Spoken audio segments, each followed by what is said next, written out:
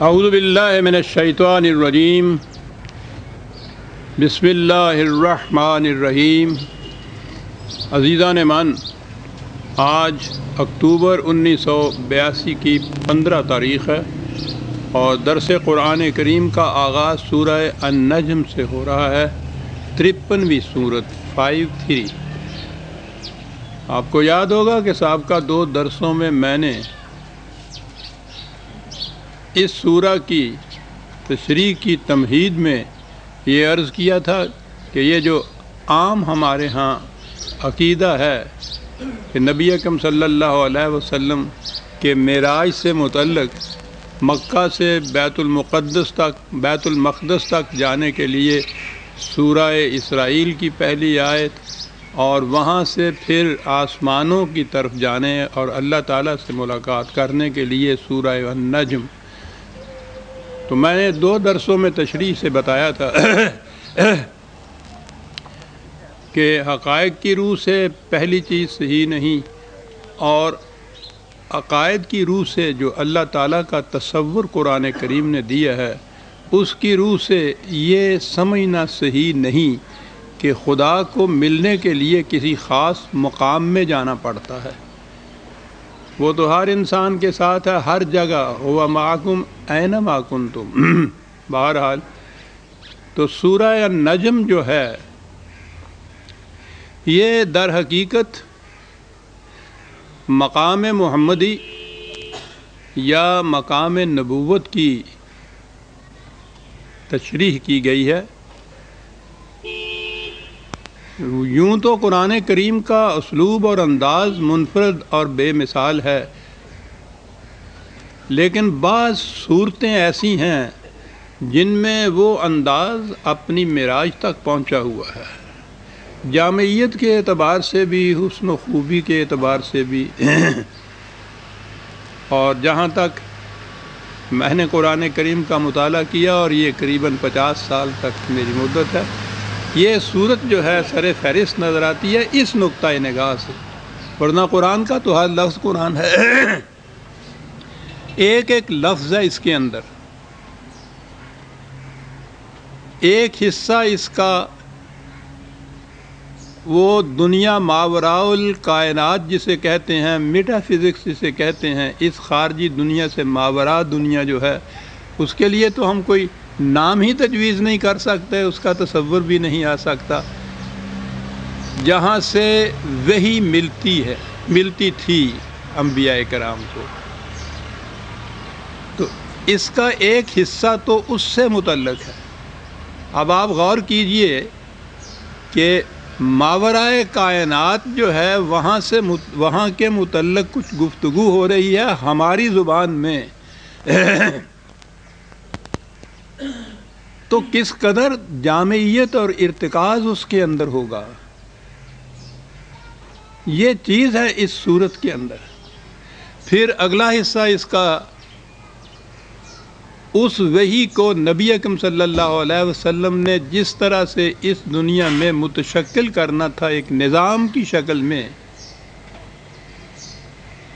وہ حصہ وہ بھی ایک 2 لفظ کی ایک آیت ہے، لیکن پوری جامعیت اس کے اندر آ گئی ہے کہ کن خصوصیات کی ضرورت ہے اس رسالت کے لیے۔ میں عرض کر دوں، سمجھنے کے لیے یوں کہیے کہ خدا کی طرف سے رسول اللہ صلی اللہ علیہ وسلم کو یا نبی کو جو وحی ملتی تھی اسے آپ نبوت کہہ لیجئے، اور اس وحی کو انسانی دنیا میں ایک عملی نظام کی شکل میں متشکل کرنے کا جو فریضہ تھا اسے آپ رسالت کہہ لیجئے۔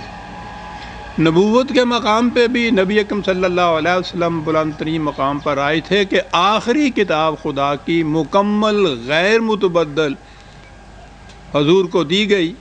اس سے پیشتر انبیاء کرام جتنے آئے ہر ایک کو خدا کی طرف سے وحی اور کتاب ملی، لیکن کسی کتاب کی یہ خصوصیت نہیں تھی کہ وہ آخری کتاب تھی۔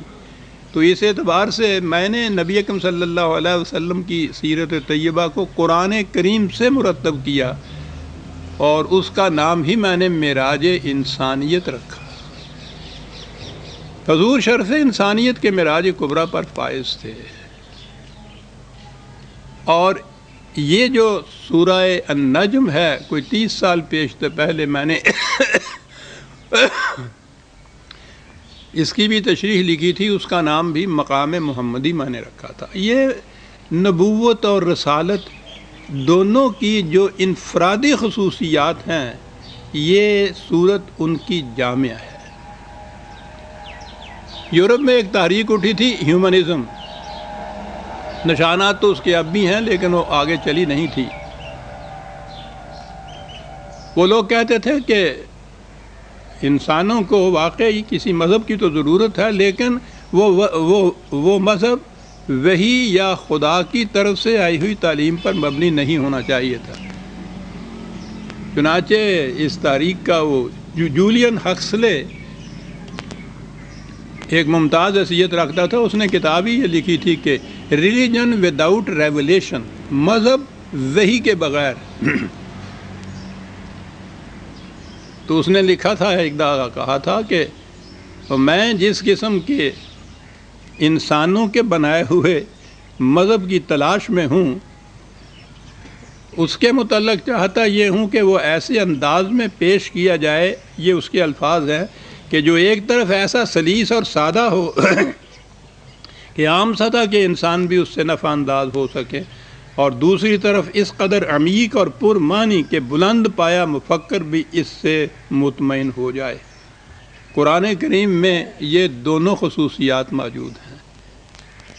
1400 سال پہلے عرب کی سرزمین میں، جہاں نوشت و خوان تک بھی محدود تعداد میں لوگ تھے،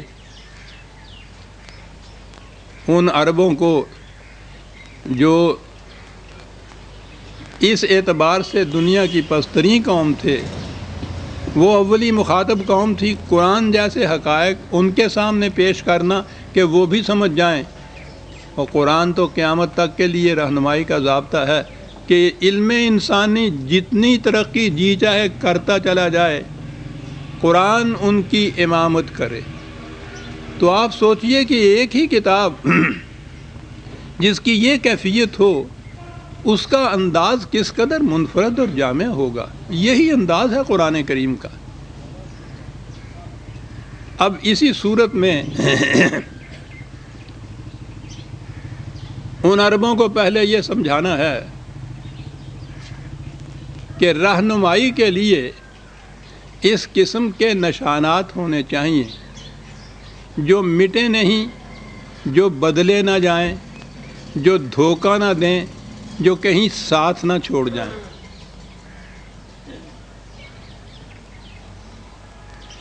اب ان عربوں کو یہ بات سمجھانی تھی۔ اس سے پہلے بھی ایک درس میں غالباً یہ چیزیں آئی تھیں ضمناً، اور یہاں تو پھر وہ یقیناً آئیں گی کیونکہ سورہ النجم کا آغاز اسی سے ہوتا ہے۔ میں نے کہا تھا کہ وہ عرب، ان کی زندگی تھی صحرا نوردی، ہر صبح سفر، ہر شام سفر، دن کے وقت بہت کم کیونکہ وہاں گرمی کی بڑی شدت ہوتی تھی۔ عام طور پر راتوں کو سفر کرتے تھے صحراؤں میں، جہاں کوئی نشانات راہ ہوتے ہی نہیں تھے، کوئی سڑک نہیں، سڑک پہ کوئی روشنی نہیں، راستے میں کوئی بستیاں نہیں، کوئی گاؤں نہیں، اور وہ سینکڑوں میل لقدق صحرا چلا جا رہا ہے، رات کا وقت ہے۔ نشانات کی یہ کیفیت صحراؤں کی کہ آج اگر کسی جگہ کوئی ٹیلا ہے چھوٹا سا، دوسری صبح ہوا تیز چلی ہے تو وہ اس کی جگہ گڑھا ہو جائے گا، ٹیلا کہیں اور چلا جائے گا۔ کہیں اگر چھوٹی چھوٹی جھاڑیاں نظر آتی ہیں تو وہ اتنی تیز باد سموم چلے کہ ہوا سے وہ ڈھپ جائیں، نظر ہی نہ آئے کہ یہاں کوئی جھاڑی تھی۔ یعنی جو چھوٹے موٹے نشانات بھی وہاں ہوتے تھے وہ ہر آن بدلتے رہتے تھے۔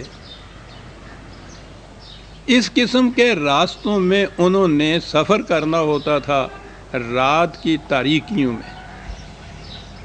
ان سے پوچھا گیا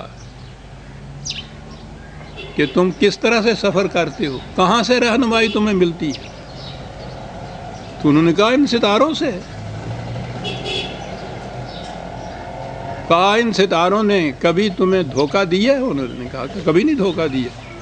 کبھی ایسا ہوا ہے کہ کبھی ایک جگہ وہ ستارہ تھا، دوسری رات تم چلے ہو تو وہ وہاں